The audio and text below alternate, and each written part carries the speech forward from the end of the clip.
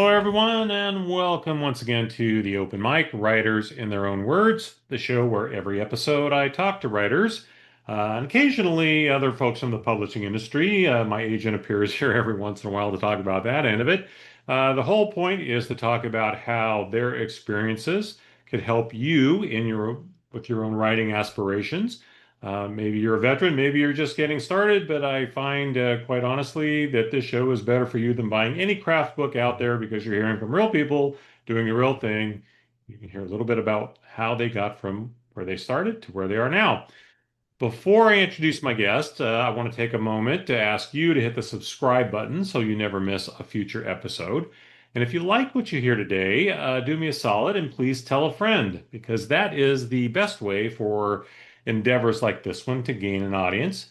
A nice review is also great. And, I deeply appreciate either or preferably both. So, with all that being said, that's the end of the commercial for right now.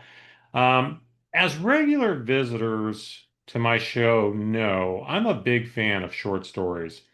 So I'm really happy to have one of the best short story writers on the scene today here with me on the show. Mary Thorson has been called one of the best undersung writers on the scene today. I love that term, not unsung, but undersung.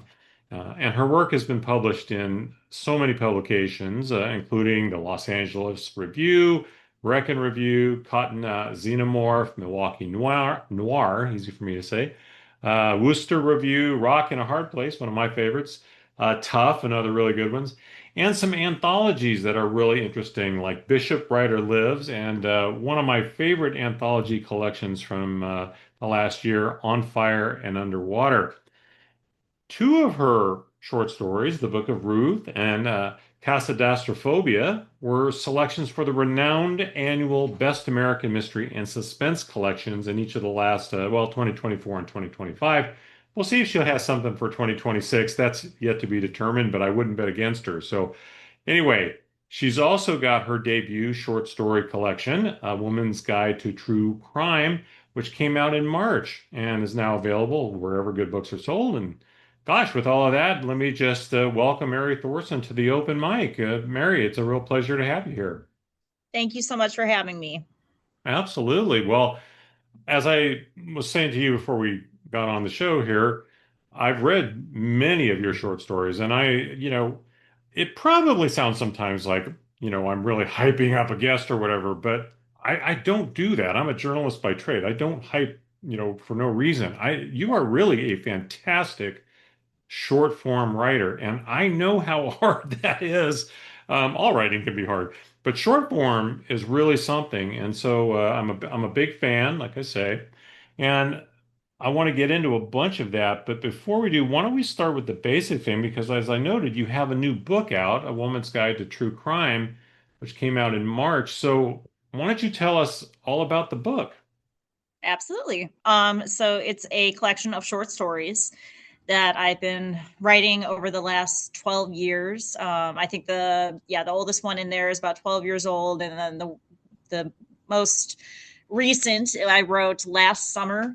So it really ranges the gamut of my evolution as a writer, and they are all based on shocking events or true crimes that actually happened in our history, and they're all re-examined through the perspective of women that are either victims or witnesses or perpetrators, um, and with varying degrees of involvement. Yeah, I really find that theme, that kind of inspiration, really interesting, really unique. Let me ask you a little bit more about true events because um, you don't seem to be locked into any one generation or any one, part of the country. I know you're in the middle of the country in Milwaukee. I know there's a lot of continuity there, but your stories are kind of resonate from everywhere. Maybe tell me a little bit more about what kinds of true events are the ones that inspire you, or and maybe how you kind of found that as an inspiration point. Yeah, I definitely bop around from time frames and locations. Um, Almost all of them take place in America except for one, and I think that makes it a little harder, like as a from a marketing standpoint, because I have this one random one that takes place in Germany. But it's just the stories that stick with me are the ones that almost always mention a woman who has been involved, and either it's um, from a woman on the street was the last one to see these two alive to a woman was murdered herself. And so it's just the ones that stick in my head that make me want to go down the Wikipedia rabbit holes. um, I was a journalist before I became a teacher. I was a journalist for about 7 years, and my parents were both journalists. So we always had this sort of conversation. It was ongoing, like current events, sensational stories. All of that was sort of everyday conversation in our home. So that's the kind of stuff I'm used to, and that's the kind of stuff that I think will always interest me. Yeah. Well, I will tell you, it, you handle this in a way that I really appreciate it as a reader, because I think a lot of times when a writer has maybe a theme like that or maybe that mindset, they can kind of beat you over the head with it. And I don't get that from your stories at all. I mean, I think they're really powerful. If you're Thanks. paying attention, you have any bit of a heartbeat, they're very, very powerful. But I don't feel preached to in any way. And I mean, I think that's really a task. And maybe tell me a little bit, as you say, you've been doing this for quite a few years now. How has your work evolved in that time? And did you find yourself ever at some point, going for the more subtle or, you know, how you approached telling these kinds of stories? Yeah. One of my favorite people, and we're still friends today. But she was one of my professors in school when I was a kid, when I was in college. Valerie Lakin, phenomenal writer. She's a genius. And I remember her saying in one of my early creative writing classes, fiction, life doesn't make sense. Fiction has to make sense. And I remember taking that to heart really early on. But then I remember, I kind of started to move away from that. Um, and I guess that's how I don't focus, because I don't focus on a message. I don't think um, there's not something secret that, some secret or something I know that I'm trying to impart on the reader, um, to have them take away and learn from. What I guess I'm trying to do is show us show how people react when life does not make sense. So, how do people respond to these things that don't make sense? Because there's so not, there's so much in life that doesn't make sense. Most of life doesn't make sense. And so there isn't a neat narrative arc all the time. And that's what I love about short stories is you don't need the full narrative arc, which like conveniently I'm also not great at, so I'm not, the with the story structure. I think you can get away with having less of a structured narrative in a short story than you could in, say, a novel, right? And because with Yeah. a short story, you just have these fragments, and they just show us moments of looking into someone's life and seeing what they do in this particular situation. Yeah, it's really true. As a reader, you invest 350 pages worth of reading and there's no real resolution. I think a lot of readers feel kind of cheated, but Oh, I'd be so mad. Yeah. yeah, absolutely. You don't feel that at all with a short story. In fact, I kind of like to walk away from a short story thinking about it a little bit, like Yeah. maybe trying to decide in my own head what was the resolution there, or what was the the piece missing that the author left out for me to figure out on my own. And Right. that's one of the things that makes these things fun. Uh, I just want to touch on one story Casadastraphobia, which is one of your more recent ones. I think well, I'm not sure when you read it. I Right, only right, yeah. read it recently, but that story, I have to say that really, God, I'm still thinking about it long after I read it because I don't want to blow it for readers. Please go out and Yeah. find something where it is part of the roster and buy that. Support writers where you can. But the male figure, I think there is a theme in a lot of this, and that distant or at best, or sometimes truly menacing men. And you realize as you read this, the women in stories like this are not doing things that a lot of us would say make sense. Like you said, the life doesn't make sense. Well, I was reading this going, gosh, you can see where it's going, but these characters don't do the thing. You almost want to shout at them, like, no, don't go to the barn or whatever it is, Yeah. like in a horror movie. I thought it was brilliant. When again, if you don't mind, share just a little bit of how you Sure. structure stories like that, because I also think you probably, you need to have a character like the man in that story Yeah. that is a really unlikable character, but Yeah. you've managed to keep the reader really involved in that story. You can make a case maybe that the hero is not the smartest chap in the world either, but it was really, really engaging. So anyway, Right. No, so that there are always questions of, why would this woman stay with this man, or why doesn't she just leave? And I mean, those are the kind of questions that happen in everyday life. I've seen those kind of questions all the time, and we see them, as a former journalist, the stories of domestic violence, and they're like, what was she thinking? And what I wanted to do is I wanted to show from beginning to end how a girl gets taken, and not just like physically but mentally taken by a man like that, by a man who essentially controls the entire town.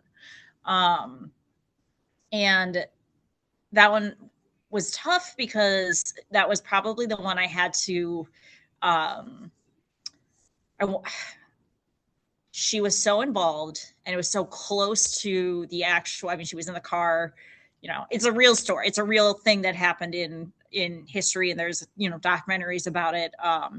So not to spoil too much, but she's in the car when the big event at the end happens. And um so that's the closest I got to the actual event itself. And as a journalist, I had to, I wanted to get stuff right. Um, and she's still alive, so it was like, a tricky line to walk. But I just wanted to show how that could happen, and how that could happen to anyone, to anyone at all. yeah, my brother was a cop. I've been covering politics as a reporter for a long, long time.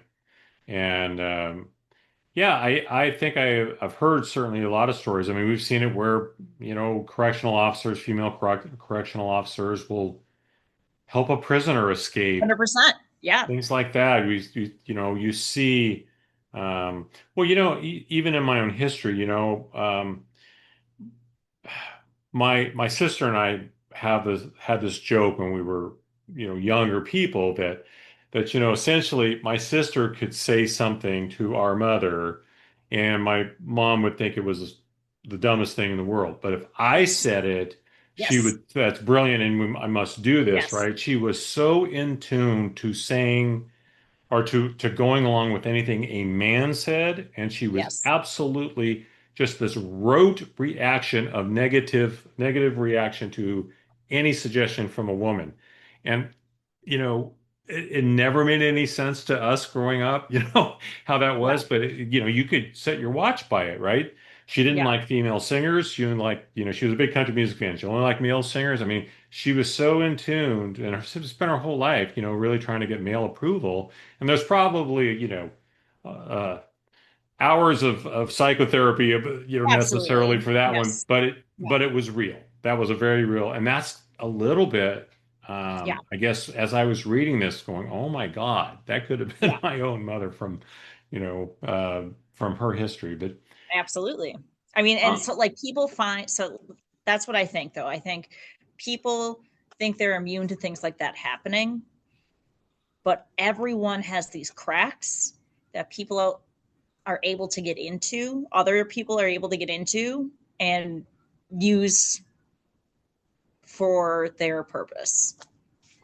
and they would often deny that that is the case. I think Correct. that's the thing. They Yeah. would look you right in the eye and say, "I don't do that," that's Right. not me, blah blah blah blah. So we noted that, a lot of your inspiration comes from events in history. Are there um, any events that you're really interested in that you haven't gotten to yet? Yes. So I would say that I have been, if, I want to say that I was interested in this before the movie came out, but I am 38 years old. So I remember like when the internet started coming alive. Um, in my house, we got a computer early on in my house because my brother, who was a journalist, he moved back to our house and he needed a computer for work with internet access. So we had a computer with internet access, and I was in like third grade. And the first thing I looked up was we had just learned about the Titanic in school, and I started looking up facts about the Titanic. And the next year the movie came out. I was in fourth grade when the movie came out. So it just so totally solidified my obsession. And I've been obsessed with it for years. And I would love to write a short story about the Titanic in some facility or in some, capacity. And I just don't know how I would go about it. I have a little bit of an idea, but that's like my big white whale, my big ship. Well, and along those lines, is there anything that you would shy away from? I mean, is there something where you say, "Yeah, I would never write about that"? Probably anything war related. Um, so like actual battles, um, anything like that. It's not that I'm not interested in it. It's more so, it's just not something I write about. Got it. So, of course, you mentioned you're a journalist. Your parents are journalists. Sounds like your brother's a journalist. Yes. Um, Yeah. how was that for you growing up? And by that, I mean, did you always want to be a writer, always want to be a reporter, which is not necessarily the same things? Yeah. What role did that have in, in forming how you became a writer? I definitely always wanted to be a writer. I always wanted to write books. I knew that like a fiction, like I wanted to be a fiction writer. And I also, from a pretty early age, I understood that if I wanted to do that, I likely had to have another job. And there was no other job I ever wanted to do than be a journalist. My dad used to take me to the newspaper. He used to take me to the newsroom. He worked at the Milwaukee Journal Sentinel for decades. And I just knew that I wanted to be in a newsroom. So I became a journalist at a local TV station here where I worked for 7 years, and they let me do a lot of cool stuff. I got to write a web series web and TV series about Milwaukee history. Um, I got to, I mean, they gave me a lot of free reign, and that was a ton of fun. So um, those two parts of me and my interests really informed um, what I wrote about and how I wrote. Now, was there anything from that time that you stored away and that you've been able to get a short story out of, or may sometime in the future get a short story out of? I mean, Milwaukee is. I wasn't a journalist. My parents were working at the time when Jeffrey Dahmer happened, and um, there was a missing girl when I was a kid who I sort of I look at her case, and I look at there's a short story in my collection that is about me, I went missing for 12 hours. And so I sort of um, converged those cases in the short story uh, because our outcomes were very, very different. We still don't know what happened to Alexis Patterson, and I was found 12 hours later. So that's those are the kinds of things. I have not really taken anything wholesale from my um, experience as a journalist. I think that's more so because they're not it's not old enough, or it doesn't feel old enough yet, even though that was now a decade ago. Um, which is interesting. There's not that many writers out there who could write something based on, having an experience like that one. And I've read some of your accounts of that story. So, Yeah, um, it is interesting because, I mean, that's in this day and age, that's one of, the great, every parent's fear is, stranger absolutely. danger, Yeah, your kid disappearing, right? And there's troves of books about that. But, thankfully yours came out, you're uh, right. the Best happiest of case home. scenario. Yeah. Absolutely.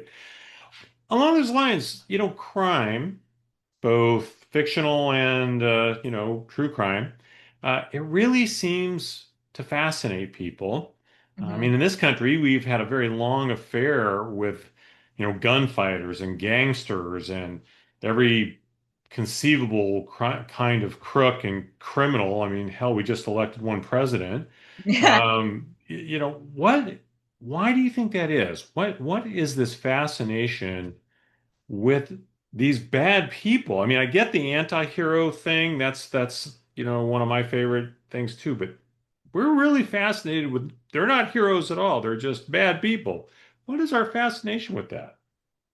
that's a good question. I've gotten the question of like, what is our fascination with these events? And I always compare it to like everyone slows down. Like we all, we talk about rubberneckers or whatever, like slowing down at a car accident and judging them, but everyone does that. But that's a good question because the our fascination with bad people, I think, stems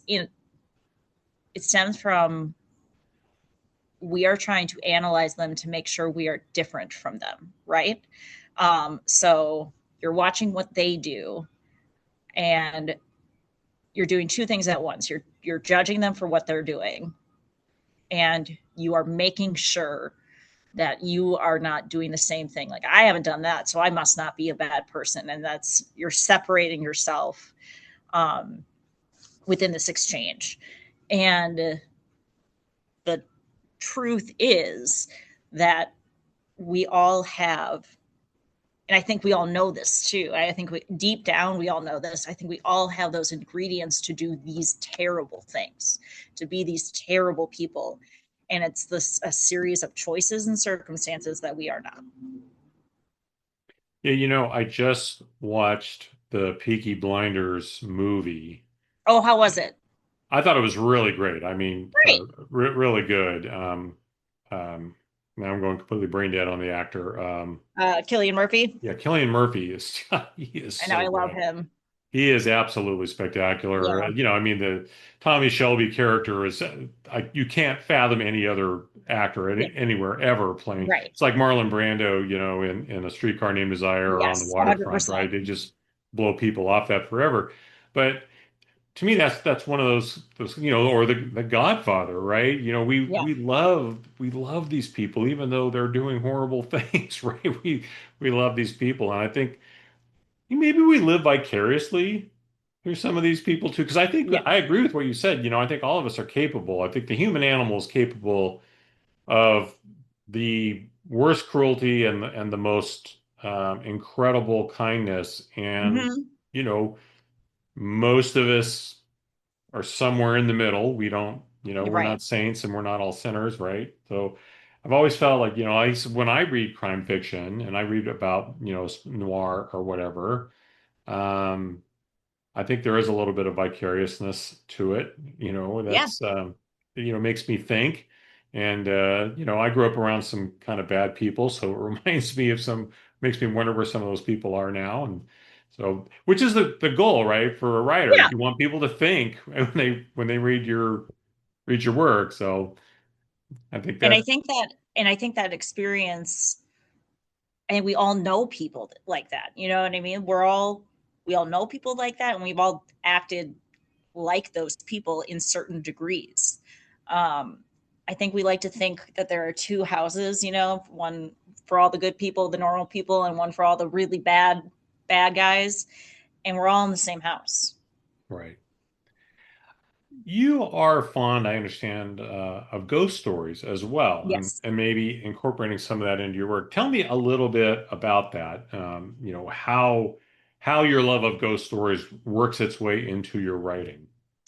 I, such a good question. I think my mom always used to tell me stories.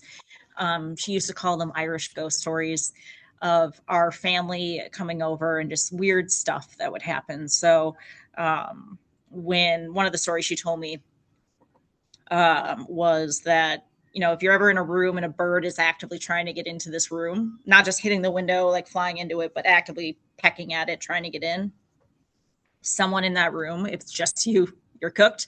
But someone in that room is going to die within the year.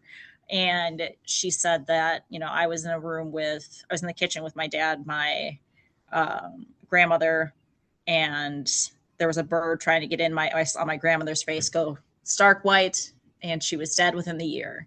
And so stories kind of like that. Um, and so I just always thought those stories were so fun and chilling and also sort of comforting in that maybe there is something, you know, bigger going on. And so even if all of this doesn't make sense, maybe there's someone who can explain it to us later, right? And again, I don't know, but I that's the sort of strange kind of hope I like to keep in the back of my head, based on those ghost stories. I have not very successfully written a ghost story. I want to so badly, but they are trickier for me to write. I think I just put too much pressure on them because I want it to be like the best thing in the world, right? Like I want it to feel exactly right, and it just doesn't. I think I'm overthinking it a little bit. Well, I think admittedly it's a hard genre when there are people like Stephen King and Peter Mhm. Straub and Anne Rice and all these people out Yeah, there that have written in that genre and become icons writing in that yeah, genre. You can't just write boo, right? It yeah, doesn't work right, that yeah. way. And I just don't know how to do it. Like, yeah, Well, I originally thought I would be a horror writer, and hmm, the first short story I ever had published, God, back in the 1990s, had a encounter between the protagonist and an entity. But the way I did it was to try to, you as a reader, you weren't sure if he was imagining it or not, because at the time the right, character was it was still a crime story, so he was badly hurt, and so he could have been imagining it, right? And yeah, so I've never also truly written a ghost story either, yeah. and yeah, I can relate. I'm a little trepidatious about it myself. So maybe one day we'll both have short stories out there in the ghost fiction. Oh, Or I would love it. I would. you I just one day. That's my big one. Yeah, that's the white whale there. yeah. Well, so as we noted, you were a journalist, and now you're a teacher. Why did you leave journalism? And is there, what from being a teacher maybe are you taking in that's informing or impacting your writing? Um. So I switched careers because I had children, and as I'm sure you know, being a journalist does not lend itself to like being there for all the important moments, right? And Right. I uh, worked holidays, all that, and which I didn't mind doing. But I wanted to do something that was more conducive with being able to spend more time with my children, um, as much as possible. And I already had started running some, workshops through the rec department. I thought maybe I could do this, maybe I could be a teacher. And so I switched jobs, I switched careers. And when I did that, I honestly thought I was doing this for like summers off, being able to spend more time with my kids. And it just ended up being the best thing I've ever done. I love teaching. It is so fun. It is so much fun. Um, and the coolest part about being a teacher is I've definitely written more um, as a teacher with two children at home than I ever had before I was switched careers or had kids. Like it's pouring out of me a lot more now than it had in my 20s. Um, and I get to write with my students. I'm a composition teacher. I get to write with my students. We get to talk about how it's all truly a process. I get to, tell them like, I know how much this sucks. I know how much like this feels bad. You just have to get through it because all of this is a process. I get to really just like talk about the craft of it. And that is very cool. Well, a lot of your stories have younger female Mm-hmm. protagonists. Um, has that always been that way, or is that something maybe that, since you've, become a teacher and working with young people, that has had an impact on the types of protagonists or the stories that you choose to write? Yeah, I think both. I will say I wrote a lot more about younger people before I became a teacher. And now that I am teaching young kids, I my protagonists tend to be older. They tend to be adults. And I think the active move away from that is just one, I'm getting older, so I'm like less and less, in touch with my own childhood, right? And the other is that I it's hard for me to like put a teenager in a position when I hang out with teenagers all day long. So it's tough for me to, see something happen to a teenager in a story or get in that headspace, and it just bums me out. And I would rather, the whole thing's a bummer. So I'd rather not like do it on such a personal level. Um, so yeah, I've sort of gotten away, not saying that I don't, but I tend to write more about adults these days. I want to ask you a process question because at heart this show is about process to some extent anyway. Um, how do you approach let's say you got an idea. You go, "Ooh, hey, I have an idea around this issue." How do you what's your process, I guess, for how you approach that kind of story? And I know like if you're writing for a theme or whatever that, they've already got a theme and you've got word counts and all that. So not necessarily that, but more the idea of like, okay, this is how I'm going to get from A to B on this. I would say that the first thing I usually do is, I mean, I think Stephen King once said like, you don't keep a writer's notebook, just like think about it for a couple of days, and then whatever stays with you is what is the good stuff. But I also have like such a terrible freaking memory. So I'm just like, well, maybe let's not throw it all away. Um, so I do try to just think about it for a couple days. I don't really carry a writer's notebook anymore or anything like that. I do try to think about it for a couple days, and I usually try to get the first line or two down in my head, and repeat that once or for 1 or 2 days, and then I start writing it down. And I usually go from, if it's a short story, and I've been doing a lot more like flash fiction, so under 1,000 words, I usually try to get that done in one sitting. So I'll stay down at the computer for the entire time and try to get it out, um, and then go back to it, however many times it takes. But I try to get that first draft done in one go. If it's a flash piece, if it's a longer thing, I wrote a short story based on, sort of very loosely based on the Ketty Cabin murders last summer. And that story I wrote over a couple days. But yeah, I usually try to do a full draft at least within a week. Do you spend a lot of time on the opening line or the opening paragraph? Do you go for that first grabber, or is that not as important for the kind of work you're doing? Um, I mean, care about the opening line a lot. And I don't want it to be like dazzling, but I do want it to be cool. And so if I say it in my head and I think that's cool, like if it hits a certain way, that's usually when I start writing it. Got it. Um, do you have a favorite short story writer that you like to That's a read? great question. I mean, I love Stephen King. The first collection of short stories I read was Night Shift when I was in, grade school. Yeah. Um, I love Stuart I mean, I love one of Stuart. Have you ever read Stuart Diebeck? I don't think I have. No. He has a short story. He's a Chicago-based writer. He has a short story. It's called "We Didn't," and it's about two young.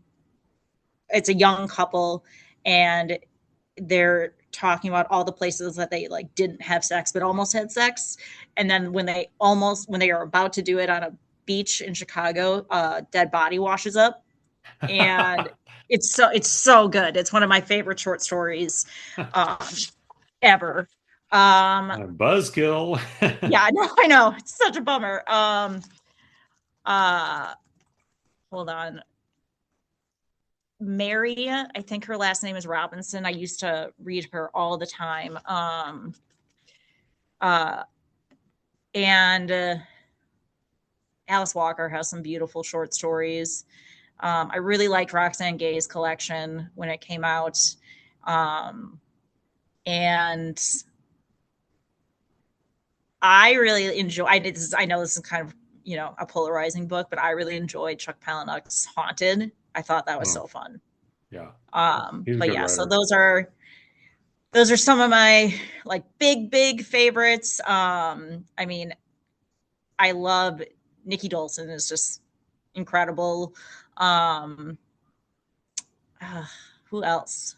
Um, I mean, Rob's great. Rob Smith is great over a Rock and a Hard Place. He's awesome. Oh yeah. But yeah, I mean, there's so many. Like, I have so many friends too that are just like by far and large, like giants in the crime writing community, and their short stories just like are perfect.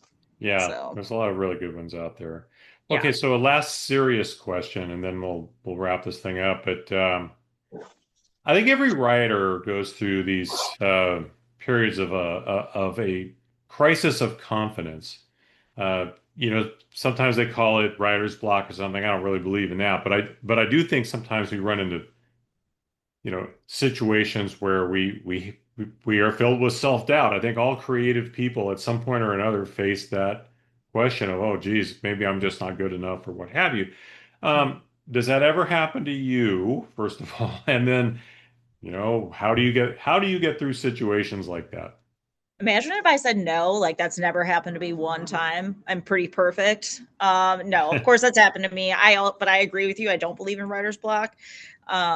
Someone, someone just said you just do it. Like put your butt in the chair. There's no secret to getting the work done. Doing work in general usually sucks, right? And so like you just have to deal with that, right? Some days it'll feel good. Sometimes you might get awesome stuff, but like it'll sometimes feel like work, and that's okay. um what I do um when I'm dealing with imposter syndrome, I mean, I'm still, you know I got my I was signed with an agent 4 years ago, and I said to myself at the time, I was like, well, if I sign with an agent, I can definitely start calling myself a writer now instead of a teacher or something else. And I I still don't feel like I have a book out now, and I still do not feel comfortable calling myself a writer. Um, Yeah, and I think that's something that is, you know, what being a writer is not relative what being a to what someone else's being a writer is, right? Like yeah, it's not relative to who is currently a writer, it's relative just to you. But that's tough. That's a tough one for me. And I guess my the way you get through that is like you do need to build a community. You do need to have friends Yeah. who are also writers who know what you are going through and know what you are trying to do. And but you also just don't take yourself too seriously. Yeah, yeah. 100% that last one, because I think that is a big part of that thing is we take ourselves so seriously. We think we should be Yes. perfect, and then when we're not, we think, "Oh God, I'll never be any good at this." Oh my God, yeah. Yeah. That's why I asked. I don't know any writer who hasn't gone through that. I Yeah. mean, I would be very skeptical if somebody says no, like you said there, Yeah. you'd be very skeptical of that. Well, look, I like to end the show with what I hope is a fun question. I mean, for it to be a fun question, and so let's just say, for the sake of argument here, that I'm the king of the world. I'm this omnipotent being, and I can put you together with any one of the following three people for whatever conversation, drinks, horseback riding, whatever the heck it is you would want to do with this person. Who would you choose and why? And the options that I will give you, and there's usually a little bit of a theme here. You'll probably figure it out pretty quickly. The great writer Flannery O'Connor, the great journalist Nellie Bly, or Margaret Fuller, another great in journalism. It's Flannery O'Connor. Yeah. No I question. mean, no question. I'm actually shocked I didn't mention her when I was talking about, my favorite short story writers. I essentially, when I was an undergrad, all I did was read Flannery O'Connor. I worshipped and obsessed over her, and I've read not everything there is because there's such a large catalog, but I've read quite a bit, and I love her so much. And Shirley Jackson. Can Shirley Jackson Yeah. come? Yes. Okay, great. Then I'm Yes. set. It's my call to make, and I say yes. Excellent. Perfect. Well, that's Oh, awesome. And of and course, Kelly Link. Okay, now I'm done. Okay, but Kelly Link too. Yes. All right. the theme there, of course, is those are all somewhat trailblazing women in Yes. their field who changed to some extent their professions, either as They changed the journalists or game. as writers. Yep. Absolutely.